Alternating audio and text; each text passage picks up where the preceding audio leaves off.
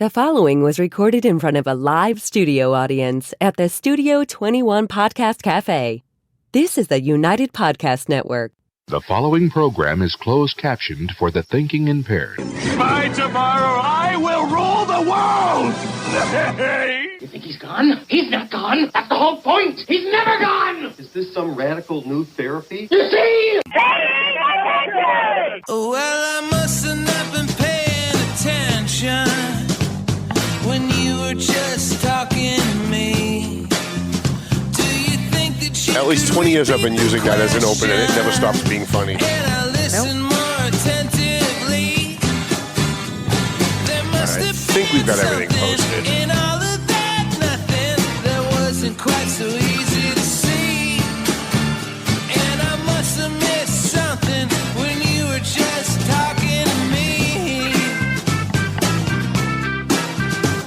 I must have not been paying attention when you were busy slamming the door. My head is just splitting. I guess the things that pass for affection ain't the same as they were before. There must have been something in all of that nothing that dropped me like a stone to the floor. And I must have missed something when you were just slamming the door. All right, I say we skip the Baba Buzz today. All right. All right, hi, how you guys doing? My name's Tom Duggan here at the Paying Attention Podcast. Hi atop, two guys smoke shop at the Studio 21 Podcast Cafe. We've got a great show for you today. I've got former Methuen City Councilor Ron Marsan, who is actually running for City Council in Methuen in the East End this week. A couple things I want to get to first, however. We want to thank our sponsors. If I can pull them back up, I just had it up. You would think I would have kept it there. McLennan Real Estate, Century 21, the Zany Pesci Law Office, Marsan and Son Construction, EIS Investigations and Gun Training, Borelli's Deli. We don't have a Borelli's Deli sandwich of the day. They were so busy they didn't even have time to send me the sandwich of the day for tomorrow. So that's actually a good sign So for them. busy making the other sandwiches. Right. Tomo and Shaken Seafood right here on Broadway in Salem, New Hampshire. Clear Path for Veterans New England. The Doug Mercurio Law Office and Prime Real Estate. AFC Urgent Care. Pleasant Valley Landscaping. Stacks. Par 28. Loaded. And a free shout out to our good buddies, the Jafrida brothers over at JG's Ice Cream, just because I love those guys so much. Just want to touch on a couple things before we get to Ron. I saw yesterday and today the big news on cable news is that Lagosian guy in Russia supposedly died in a car. It's what happens when your lips get ahead of your brain. Supposedly died in a plane crash yesterday, and I just want to caution you guys whenever stuff like this happens. The American media is reporting that the Russian media, which is controlled by Putin, is claiming that this guy was on this plane and that the plane went down and that the guy's dead. We don't know where this guy is. He could be hanging from his thumbs in a dungeon somewhere because we're relying on, first, the incompetent American media, which does no homework at all, reporting what the Russian media says. And in Russia, their entire media is run by their government. They don't have a free press like we do. Their government runs the media. So they produce news stories based on what the government wants you to think. So right out of the gate, just that alone. And then on top of that, you get the American media reporting what they're reporting. So I wouldn't believe any of this. Maybe that happened, maybe it didn't. But I don't understand why American media is reporting something as fact that they got from Russian media, while at the same time they're telling you that Vladimir Putin is evil, he's the Antichrist, and everything he says is a lie. Like, that in and of itself should make everyone have pause. Also, I watched the Republican snooze fest last night. It was a little bit more lively than I expected it to be, but I really don't think any of those people are ready to be president. I don't know that I could vote for any of them. I'm voting for RFK, at least as of right now. But if DeSantis could step it up a little bit and not sound so much like a lunatic, not look so much like a lunatic when he's showing righteous indignation, I could probably be swayed over to him. But boy, let me tell you, Tucker Carlson, 140 million views as of like 6 o'clock this morning. 140 million views. He interviewed Donald Trump last night during the Republican debate. The Republican debate got maybe 3 million views. 3. And Donald Trump on Twitter, not even on television, on Twitter, got 140 million or more views. That's crazy. That's crazy. So, we very well could end up with Donald Trump again as president. I don't know that I can vote for him unless it's like, if it comes down to him and Biden again, then you got no choice, I guess. But I'm really looking for someone who's got his policy chops, but isn't a complete narcissistic asshole about everything that he does. So that's where I am. I don't know where you guys are, but I just wanted to start with that. And one more thing before we get to run. Tonight at Sadie's here in Salem, New Hampshire, do you want to do the promotion? Sure. Sadie's Bar and Grill here in Salem, New Hampshire. Starting at 6:30, we have music bingo. We do it every Thursday night. And for each month, we support a different charity. So this month, our charity that we are supporting is TMF. So all proceeds, outside of obviously prizes, go back to TMF this month. So we've got, tonight is just your regular music bingo. So we have our normal prizes. And then next week is the mega music bingo jackpot, which that's where we 50-50, all the proceeds go, 50% goes to TMF and 50% in cold hard cash prizes. But some of the money you're raising tonight is going into that pot. All the money. So that's what I'm saying. So every week you play leading up to the last Thursday of every month, all of that money jackpots to the end of the month. Oh, and they get prizes if they win. We do cash prize. Yeah, we do prizes every week, but it's normally gift cards. But you're allowed, there's a fun way around it, right, where you 50-50 with a charity and cash prizes. That's excellent. So next Thursday is the big one. That's the big jackpot where we give away cash prizes and everything else gets written in a nice big check to TMF, hopefully. So all of our TMF supporters should be at Sadie's today at what time, 6? Yeah, 6:30. I mean, get there at 6. That'd be great. Yep, get there at 6 o'clock. And how much is it? It's $10. It costs $10 to play. That's it. Oh, we charge $20. I know. All right, okay, very good. Hopefully we'll see everybody who supports TMF tonight and next Thursday night, trying to raise some money for TMF, help the homeless in Lawrence. Yeah, bring your friends. So to my left, to your right, a good friend of ours, a sponsor of the show, an advertiser in the Valley Patriot, a guy that I've supported in the past. He's a former Methuen City Councilor, and he is running again now for the East District. Both councilors, Eunice Ziegler and Steve Saber, are term limited out. They can't run again, so it's 2 open seats. I believe we've got 4 candidates in that race. One of them, Ron Marsan, the guy to our left. Ronnie, thank you for coming on. Thanks, Tom. Thanks for having me. Appreciate having you here. So you're an old timer, right? You're like me. You've been around for a while. You've been in and out of office. Not just old timer, old. Right. What would make a sane, successful business person like you want to step back into the morass, back into the swamp of the corruption in Methuen politics? Like, what would make you... Because when people like you approach me and say, I'm thinking of running for office, I always say, don't do it. I like you. And I don't want to see you have to deal with the stress that these idiots create on the city council and all the corruption and the bullcrap that goes on. And sometimes they listen, sometimes they don't. But I look at a guy like you, you know what you're stepping into. You're not going in with your eyes closed. What would make you want to step back into that environment? I just care so much about the city. So you get to help people, and that's the only way we can. So you got to put up with all the aggravation that goes along with that. And I know what I'm in for and how much I'm going to be harassed. Every vote you take, someone hates you and someone loves you. So you have to know that. You have to have thick skin. But the bottom line is I care, and I want to give back. Mm-hmm. So I can. I don't need anything. I have everything I want in my life. And I care about my schools and my grandkids. That's top priority. So I know, someone would say, why didn't you run for school committee then? But I have more of a say of what goes on in my city if I run for city council. See, I would have asked the opposite question. Why didn't you run for mayor? Because we know that, God bless him, his failing health, Neil Perry, if he gets elected, he may not be able to serve his whole term. And I think somebody strong like you who would put their name in might be able to convince the voters that, I don't think anybody's sure that he's going to be able to serve another term if he wins. I think you probably could have beat him. So I'm not saying anyone can't beat him. You can't beat him if you don't run. So he does have a contender. But I can't give up my life, my job with my son. I have my company with my son, and I'm not giving that up just to be a mayor of a city. Right. For my goal. My family is more important.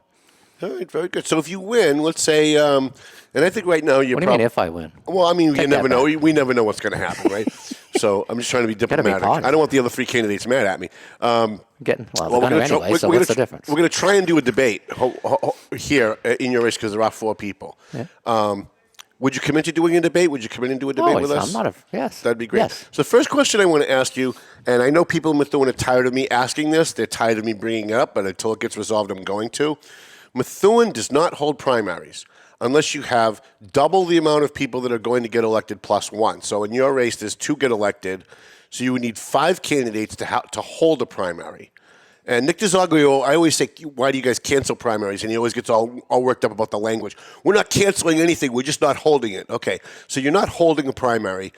And what that does is... But we can't... So I'm going to answer your question already. We don't have enough candidates. That's the problem, Tom. Right. Not enough people step up. So the charter says it's double plus one in any race. Right. So the mayor, if there was 3 people, there'd be a primary. That would be citywide. Right. So we need more candidates to step up. So, and the more people harass you and make your life miserable, the less people that stand up and want to run for office. Well, that's true, but I always look at it. I got elected on write-ins because when the year that I got elected, there were 3 incumbents on the school committee in Lawrence that were up for re-election. All 3 pulled their nomination papers, but 1 didn't return them. Had there been no primary, I wouldn't have been able to go out and get 50 write-in signatures in the primary to get my name on the November ballot. Well, 3 people actually were able to get their names on a write-in in a primary to get their name on the ballot, and now the voters had 5 people to choose from instead of 2. And then what happens if there's only the 2?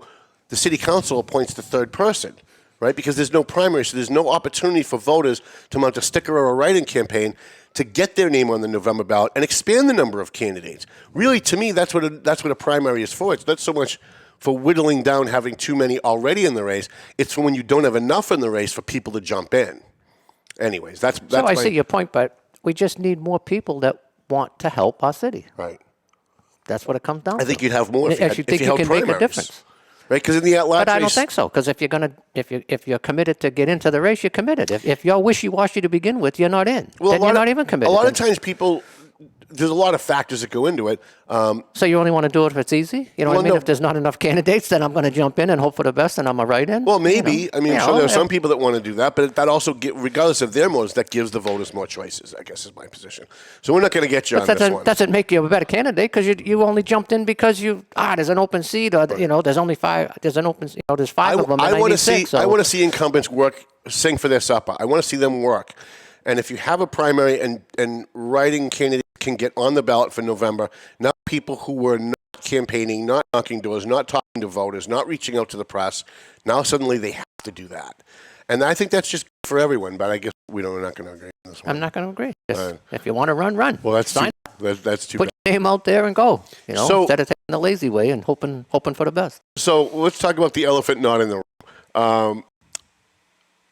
Greg Plant just won his civil service case. I think you were on the city council when all that stuff was originally going on. True. What are your thoughts about that? Did you read the ruling and what did you think of it? I didn't read the whole ruling, so I read the gist of it.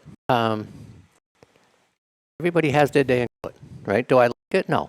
But he had his day in court, and the judge or the magistrate made a decision. You have to live with it. Can you appeal it? You need grounds to appeal it.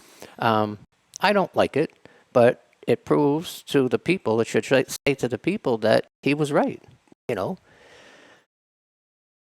I don't like it. Right. That's the bottom line. I don't like it because I know what went on exactly. I know what we voted on. I have it stapled to the billboard on my office. What the compensation page is of that Superior Office contract. Right. So I know exactly, and I read it daily. So I know what it says, and so I'm not happy. All right. But Okay. the court ruled, and that's it. We have a court system for a reason. You have to either we believe in it or you don't believe So you're in it. not like one of these other councils that's still all over Facebook talking about what a fraud this is, what a travesty of justice. Then why do we have it? Then you think everything's a conspiracy. Right. Then you're just a conspiracy theorist. Right. We have a system, and you have to believe in it. What are your thoughts on the current mayor? Neil Perry may get reelected. He may even serve out his term and be perfectly healthy by the end of it. We just don't know. What are your thoughts on his job that he's done so far in his first 4 years? So he had to live through COVID, which we all did, but he did a good job for that. Do I agree with everything he did? Never. But what's the sense? I don't sit back and I don't put on Facebook that I don't agree with this. And you have to look at any person, mayor or city council, and say how are they doing. You can't just pick one item. Right. So overall, he's done good. It's sad now that he's not healthy enough to be in the office and hasn't been, full time. I think it takes a toll on the city, but he still tries to do the right thing. The guy means well. He does. You know what I mean? And like him or not, he tries to do the right thing. Yeah, and he's strong-head. He has his issues. Some of the employees don't like him because he doesn't listen, they say, but you're going to get that. So is it hard to believe? I don't know. Right. But you can only go by, I don't speak to him personally hardly, so I don't have a direct answer, but I'd have to say overall our city's doing okay. So, when I ask people, they're happy. They don't know that the mayor's not there all the time. Us in politics, we know it. And if you have an issue and you're at a board or you're involved in a council meeting, then you know what's going on. But overall, it's just scuttle on the right. The average person has no clue what's really going on. No. So you can work with them if and when you get work elected. With any person that sits there. That's my job. I have to get along. I'm not going to agree. Just like I had to live through Zani the whole time. We didn't agree on most things, but I didn't make a big fiasco at every meeting. We hashed it out in the office, and you go to the meeting and you act like a human being. Right. And that's one of the things that I always liked about you as a counselor is your level of professionalism. I remember watching many a night when you didn't agree with Jen Canan, when you didn't agree with the mayor, when you didn't agree with anything that was going on. And while everybody was lobbing bombs, you were just sitting back saying, well, you know what? Can we just talk about the issue? I'm voting no, and here's why. And that was it. And so I always respected that. But you know how you're going to vote. You know before you go how you're going to vote on everything. You read your packet. You get all your information ahead of time. Make your phone calls to whatever, a department head or a person. Figure it out. Call the people. You don't have to do it on the floor of the meeting. That's what makes that meeting 4 hours long. Know how you're going to vote. And if you need to showboat and ask one question, well, go ahead. Whoever's standing at the podium, ask that person a question. And off you go. You already know how to vote. You know, you have your information. Right. What do you think that person's going to say different to you now to sway you? I always thought it was interesting when one counselor, and this isn't just for Methuen, this is for every counselor I've ever watched.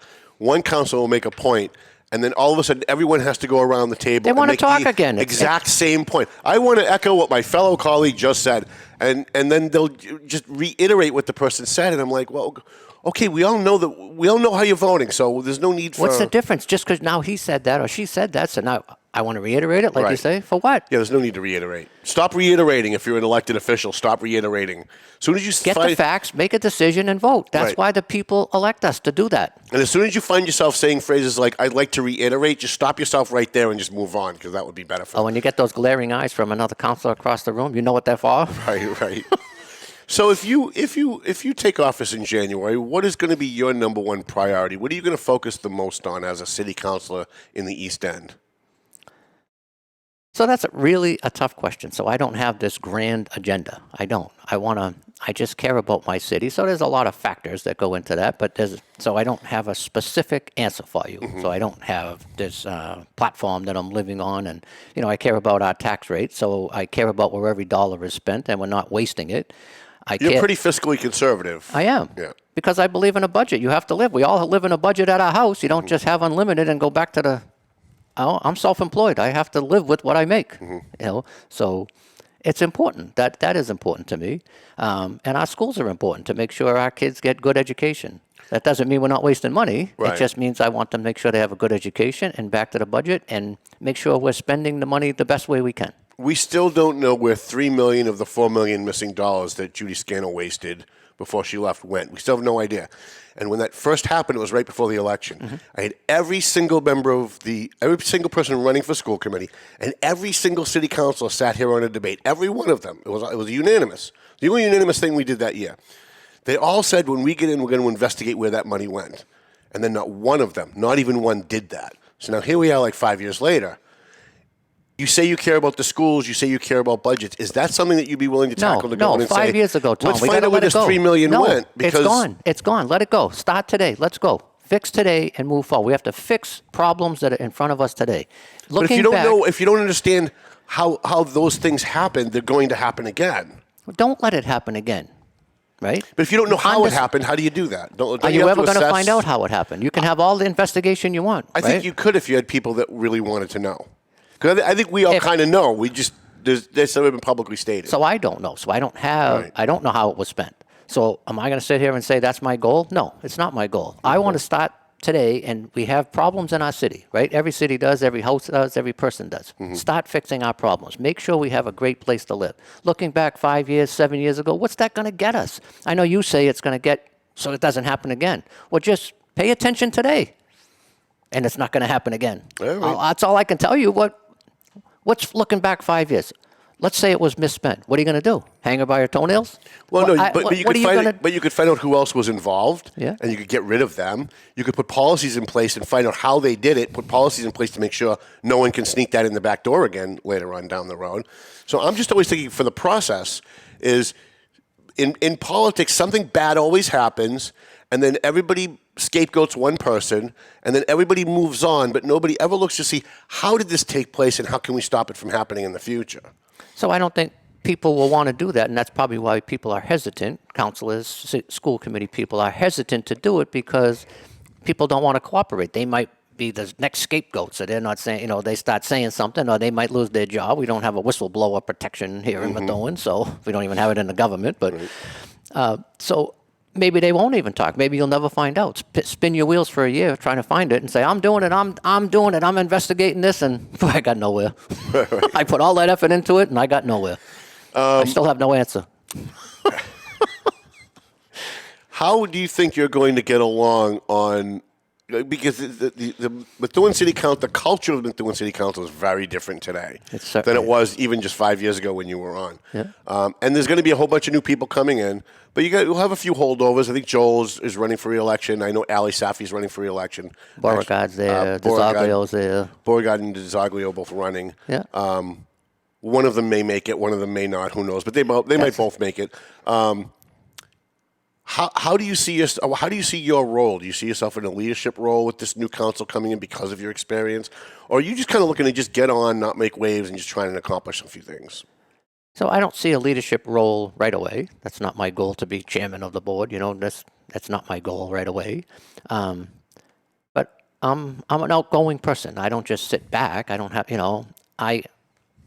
I can create initiatives, and I want to get things done. So I don't just want to sit there and say, okay, yeah, I'll go along with that. Or, if someone brings something up and here's a situation, well, how do we fix that situation? You don't just sit there and say, I don't want to make waves. No, that's not who I am. And, and it's hard because you see on TV, oh, look at Marsan. He's just sitting there. He's not asking all these questions. I have my answers ahead of time. I do my homework. I don't wait till I get to the meeting to look like a dope and say, hey, excuse me, how'd you spend that money? How are we going to do this? And I know how that's going to happen. Right. I do it ahead of time.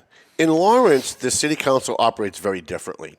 So in Lawrence, if I put an item on the agenda as I'm doing next week, when it first goes on the agenda, it doesn't get discussed. And the chairman or the president of the council will refer it to a subcommittee. And they have subcommittees. They have a budget committee, they have a personnel committee, they have a public safety committee, and they have a community development committee, and I forget what the other one is. And then the subcommittee, which will be three people or four people, because it can't be a quorum, will hold an official meeting, do investigations, look into make sure people's permits are correct, make sure that, if they want to hold an event that the police have been contacted for details, et cetera. And then they will make a recommendation back to the full council at the next meeting saying, we recommend either yes, that we do this, or no, that we don't, and then explain what the issue is to everyone, and then everyone votes. In Methuen, it's very different. In Methuen, it goes on the agenda, and it's just a free-for-all. What do you think of the Lawrence system? Do you think that that's something that Methuen could benefit from? Because it seems like there are a lot more professional. The short answer is yes. But are we going to get people so you have a subcommittee, whatever, if we want to put a new traffic signal somewhere. So we have a subcommittee, and they discuss it. They come back with a recommendation. Then we talk about it for 2 hours and table it. You know what I mean? You have a subcommittee for a reason. So as a body, are we going to start, if we're going to go to that form, call it form of, council, then we need to take that recommendation and say, well, they did the homework. Right. They did it. So now we can just vote on it. Move on to the next item. Right. If the council can do that, yes, that's going to be very effective. Yeah, that's pretty much how Lawrence works, although there are times when the subcommittee will say we have a positive recommendation for this, but there are councilors that weren't in on the subcommittee meetings that have reservations that still sometimes vote no, but it's very rare. Usually whatever the subcommittee recommends, it goes through. And nothing is black and white like that. So I say yes if we get along with it, but every now and again there is many questions about a particular, it's a hot topic item, so Right. people want to talk about it, so once it comes out of the subcommittee, then we want to talk about it. But Sure. overall, you have to take the advice and, what they say as a subcommittee and take it and say, okay, they did it, so we don't have to. Right. That's- I'm just always looking for ways to try and make Methuen governance better, because That is a better way. Yeah, Because we I have think some so, too. subcommittees, we just don't utilize it probably, and we could use more, maybe, Right. But you would need the people who are willing to put the time in, because I know that, like Estella Reyes, before she got elected state rep, she's on the city council still till the end of her term. They have their meeting on a Tuesday night, the regular meeting, and then on Wednesday night she's got to go to a personnel subcommittee meeting, and then on the following Monday she has to go to a budget subcommittee meeting, and then by the time she's done all that, it's time for another meeting, and then time for another full city council meeting for all of that subcommittee work that gets done. And they get paid like maybe $10,000 a year, but she's putting in 20, 30, 40 hours sometimes. So you would need people that were going to be really committed, not Well, just if you're political committed- hacks that keep running. Well, that's why you can't have the write-ins that don't care. Back to my turn, back to my line. But so yeah, I would be for it. I would sit on a committee. Do I have to be on 3 committees? I don't have an ego, but I'd sit on a committee and have another meeting once a week. And yeah, you have to. If you care, you care. It's Right. the bottom line. Why do people in Methuen not care? We have, with all the stuff that's going on in the schools, with all the woke bullshit that's going on in all of the schools, not just in Methuen, but it certainly is in Methuen because I get calls. You have 5 people running for 6 spots on the school committee. With all of the scandal that's gone on in the last 4 or 5 years, with the mayor hiring a city councilor's brother who's not qualified, to COVID money having to be sent back because it wasn't spent correctly. With all of that, you've got 4 people running for 3 spots at large. You've got 2 people running for 2 spots in the West. You've got 2 people running for 2 spots, I think 2, in the Central District. And then you have your race, which has 4 running for 2. When you average it all out, you really only got 1 race, maybe 2 races. Why do people in Methuen not care? Why aren't they stepping up? Why aren't they saying, holy crap, with all this going on, someone needs to step in and put a stop to it? They're not just lazy, people care, but their lives are so full to begin with. I think that as long as it doesn't directly affect them as a household with 2 kids in school, husband and wife, they both work, the kids are in daycare, they come home from work, they pay their taxes, they eat, everything. Their life is just moving along and they're content. They got to worry about going to soccer.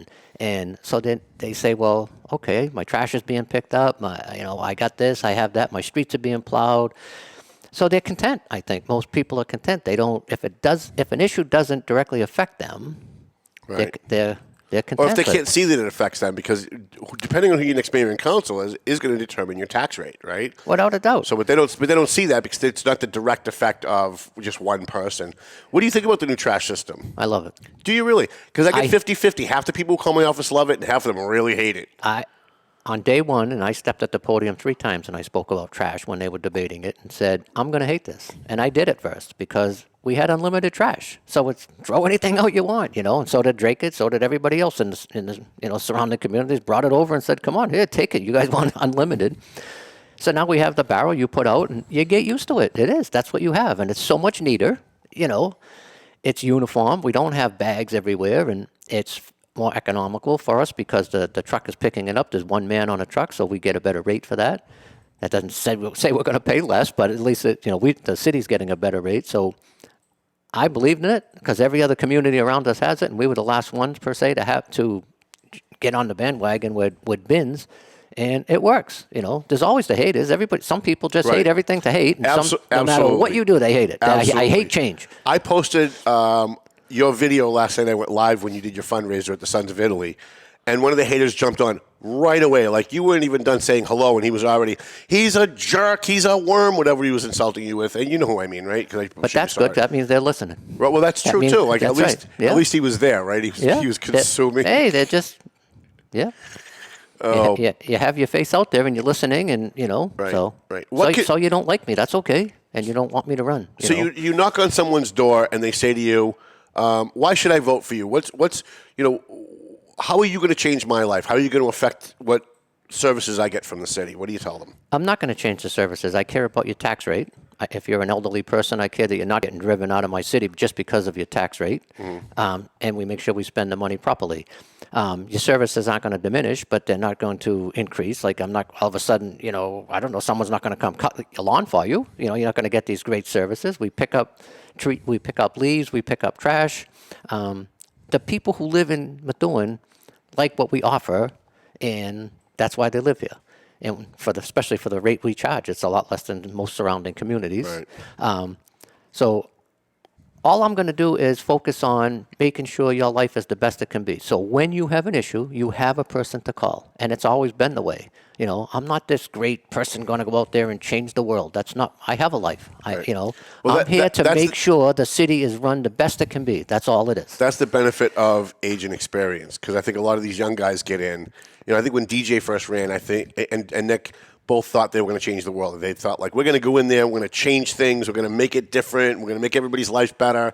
And because you've been there and you're a little older and a lot wiser, I think that's where that comes from. We have enough rules, we have enough laws. Use the ones we have, enforce them, and make everybody's life okay. If someone's breaking the law next to you, a zoning issue, just go talk to the guy. So if I'm the city councilor and it's your neighbor and you don't want to get in a spat with him, you call me. So I go over and talk to the guy. I'm not afraid of anybody. Right. Just go say, that's for what sure. are you doing? I can vouch for that. So I drive through Lawrence a lot. I drive through Methuen a lot. I'm probably in Methuen more than I'm anywhere.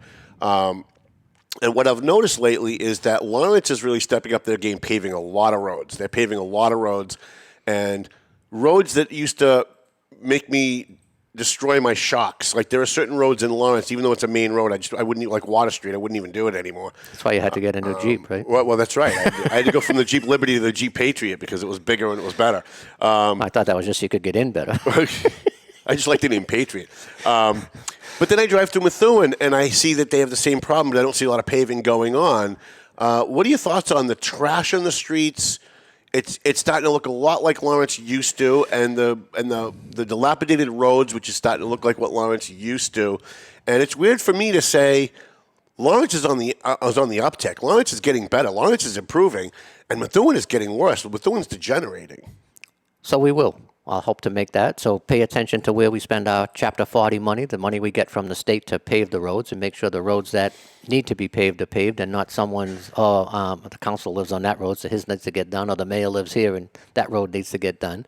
Pave the roads that need it, right? Mm-hmm. And even if it's a half paving job, so you only pave half the length of the road, and fix the ones we do, fix our sidewalks, right? People walk a lot now. Right. And everyone complains about the quality of sidewalks. They're doing Pleasant Street, and that makes a difference. And people complain that there are streets with no sidewalks. Well, you can't fix everything. Right. If there's no sidewalk, what do you want to do? Right. So do you want your assessment of your house to go up because you want a sidewalk in front of it? You can't fix everything. The city's not going to come along and say, over here, this side road, a Class C road, and we're going to put a sidewalk there when for you and one other person for the next 5 years. What is Methuen doing well? I mean, we always talk about the negative because everybody wants to improve things when they run.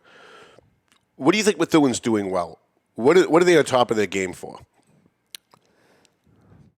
I would never thought that would be a question. So I guess our quality of life here in Methuen is good. So overall, like the trash was an excellent, you brought it up, but the trash is an excellent improvement, right, to do it. Our parks are a great place, right? If you go, I go with my grandkids now, when you go, the parks are excellent. You know what I mean? They are. They treat them, they keep them up, and whether parents help to do that, I don't know exactly, but so we do that well for our kids. Our school system is getting better. Right, we do better. Are they? Yeah, okay. I think they are. So yeah, and maybe not the high school so much. I don't know that yet. So I pay attention to the grammar schools because my grandkids are in it. So we do that well. Mm-hmm. What do you think the biggest challenge is going to be if you get elected? Most likely you're going to run for another term after that. So you're probably going to be there for at least a few years. What do you think the biggest challenge is going to be getting onto this new council, given everything that's going on? I mean, sometimes those things can help forecast what's coming, but a lot of times you look at all that stuff and then you get in and then a whole bunch of other stuff starts happening and you can't even address those old things. But you have to take one thing at a time and fix it. Right. You can't, they're there. But what do you see as the biggest challenge? Is it the tax situation? Is it making sure better administration? Is it the police department? Is it inspectional services. What is the biggest challenge coming up? All of the above. Okay. So, like inspectional services, we don't have enough people. I deal with them directly, you know.